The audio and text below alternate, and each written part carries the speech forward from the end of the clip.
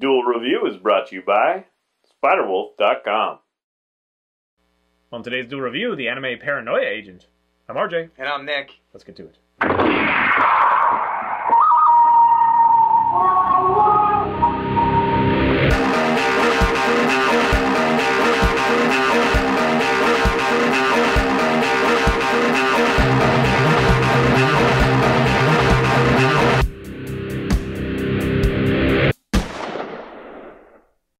Hey guys, welcome to Thursday the 4th of April. We are doing Paranoia Agent. That's right. This is an anime done by Madhouse. Satoshi Kon, who's also known for Paprika.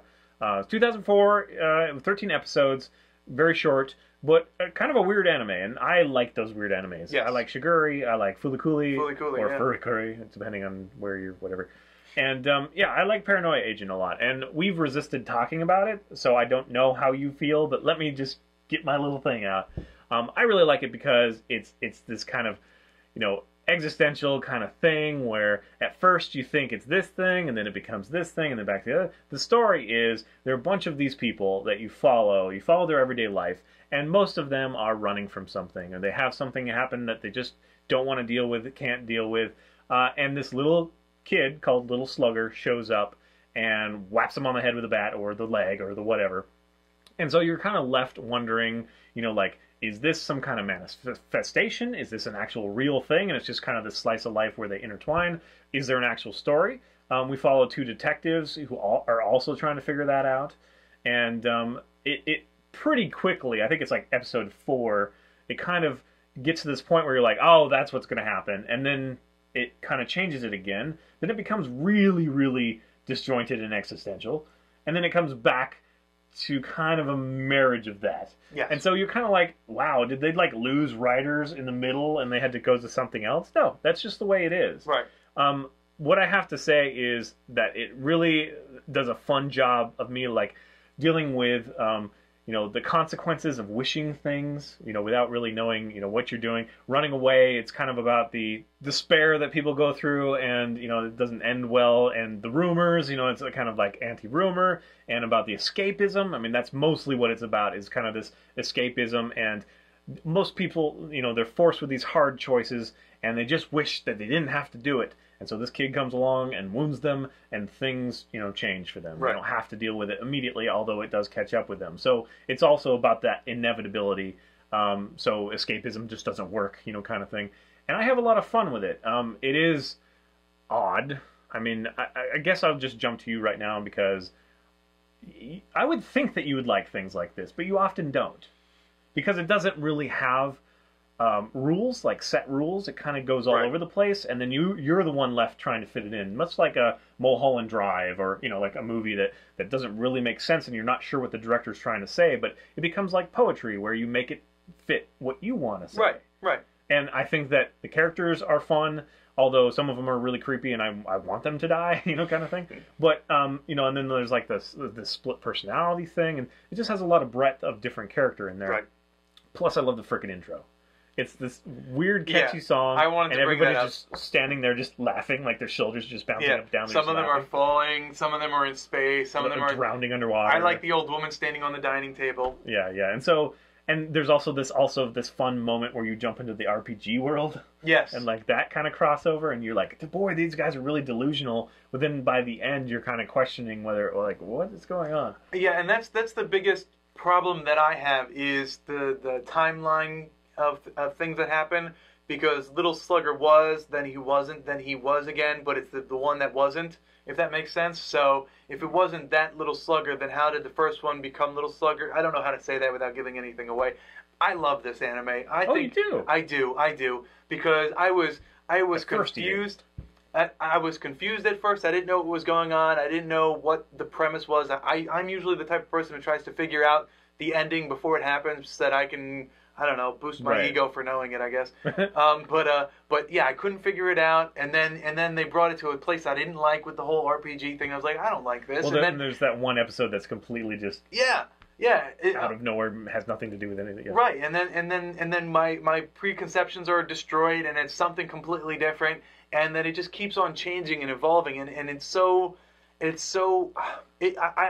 it fits for being called Paranoia Agent, because you're feeling this kind of psychosis when you're watching, and you're just like, I'm kind of going crazy watching this, understanding what's happening.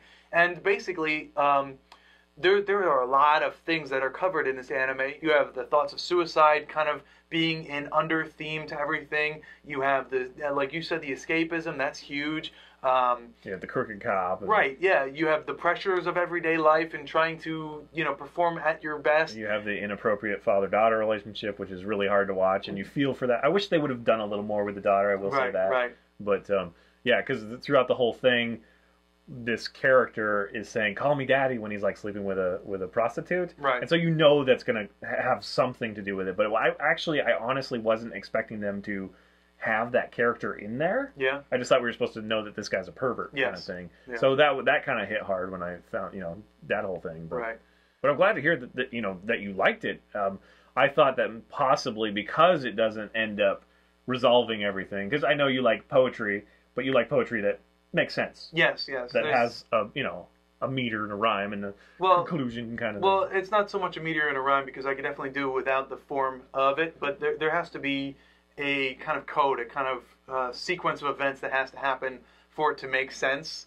Like and this clearly isn't as mad as like Fooly Cooly. That's just crazy. Well, Fooly Cooly definitely had a linear story, but this one was kind of all over the place. And again, I'm just trying to figure out, Little Slugger. Little Slugger is the biggest thing that I'm having difficulty believing. I guess we shouldn't give that away because that's the kind of a thing. But, right, but again, there was this whole kind of. There's no reason that it should make sense, is what I'm saying. Well, I have to have things make sense. I guess it's the psychologist in me, and it does kind of make sense if you look at it from a certain angle. And I guess the best way to explain that is that in that one episode where.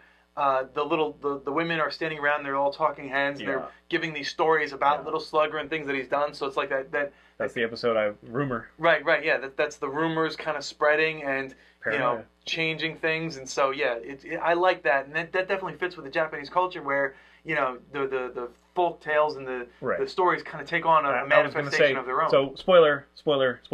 This kind of gives it away a little bit, but Oni. Right. That's a big Japanese thing, and that's kind of what I'm thinking. Yes. So even though it has like this mythical, not sure what's going on, it plugs into that, that mythos, I guess. Yeah. And it is very appropriate. And I just had a lot of fun. Again, it's 13 episodes. It's fairly fast paced, so it's not really. And you do attach yourself to, like the detectives, both of them you care about. Right. One of them kind of ends up, losing his job and having to find another one and dealing with like the humdrum of life. And then the other one kind of goes the opposite end and like deals with insanity a little bit. Yes. At least as far as we're concerned. And so so it does show that change and the breadth. Yeah, and it's an interesting look at how crazy people affect other people and how their mentality changes. Right. I guess. Yeah, they all echo. There was so much in this anime, and it's only 13 episodes long. It is an amazing anime. It does everything that an anime should. Well, good. I'm really actually kind of pleased that you like that so much. I didn't think you would. I thought you'd be like, yeah, it was good, but I wish it had a whatever. It was great. Sometimes the story maybe was great. I think that. Yeah, but, I think there was a lot of research into psychology put in behind all of this. It was just really well done. Yeah, and I also like that there's a little behind the scenes of actually making the anime itself kind of thing, or like making an anime. Right. So you get a little flavor of that as well. Right, and, right. Yeah, just deals with that subconscious wishes and conscious wishes and all that stuff. So it's a lot of fun.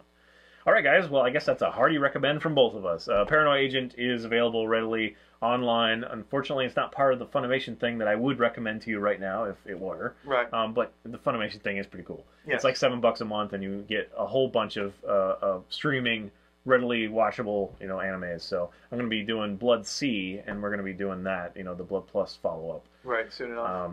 So, all right, guys, please subscribe to our YouTube channel and tell us what you think of Paranoia Agent, and watch our great playlists. Game Live's been a lot of fun. Yes, it has, and please leave comments. We love comments, and you can help support us by buying our wares at spiderwolf.com. That's right. T-shirts, the card game, art prints, shirts, and more. Kickstart soon. I'm going to keep saying that until it happens. Next time, we take a look at Falling Down. You should have that. Why am I forgetting the anime? It's the one that I like that you don't like. The one that you hate, actually. The one with the bare-chested guy with the leper's mask. Queen Saga. Queen Saga. Queen Saga. That's right. Never doing that. Queen. No, they have to at least make sense in my world a little bit. Queen. Then should totally work. What are we doing In a now? loincloth. In a loincloth. I wear a loincloth every day. I run out. Show the people. I went out to the store in a loincloth. Yeah. He's always like, goes to Target and is like, where's your leather underwear section? Yeah. Your animal fur undergarment Excuse area. me, do you have your Tarzan on vegetables around? Looking for something in a leopard skin for my junk. Just want to drape it over.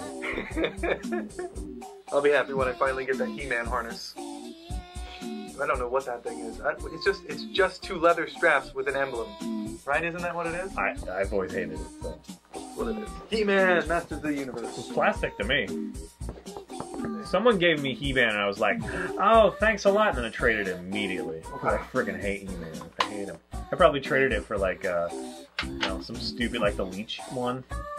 Just something, anything. Anything I other hate than He-Man? He-Man's just the most boring thing ever. It's just like Duke. I never wanted Duke either. I never wanted Superman. I never wanted Duke. These are all the boring characters to me. My brother Tim had every single He-Man. Flint is at least a little bit interesting. My brother Tim had every single He-Man action figure. I think in fact he had doubles. Yeah, and we always loved the Battle Cat. The Battle Cat had like that belt. I had that. Yeah. Yeah, that was awesome. So I am a huge dork, and I'm going to explain that statement. Basically, right over here. No need. Right over here is RJ's kind of window into his studio, and it's separated by these wooden beams. And so there's glass on the one side, so I could see my reflection. So while he was doing something, and I was waiting to hit the play button, or the record button, rather, I was sitting there punching through the things with my reflections. I was just going like that and that, and the wall thing. Yeah, it's funny. I'm an idiot. A window into your life. My shirt is striped. Cool. So I don't know if you guys can tell, but it's actually this kind of light gray, and then this blue, and then this white. And It's this dapper. I'm a dapper dude. I didn't say that, but you did. I did. Good job. On today's Duel review, it's Paranoia Agent. Sounded weird. Paranoia Agent. Paranoia Agent. On today's Duel review, it's Paranoia Agent. That was stupid too. Paranoia Agent. Paranoia Agent. Only 1995 right now. It's kind of Paranoia Agent doesn't really flow very well. Paranoia Agent. See? You have to pause. Yes. Paranoia Agent. Paranoia Agent. Paranoia Agent. Paranoia Agent. Paranoia Agent. I'm paranoid about saying Paranoia Agent. You can't do it. They're gonna get me. That was freaking hilarious. So worth the 5 minutes it took me to write it.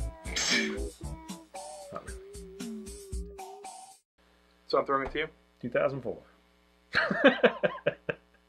I mean, yes. Not funny.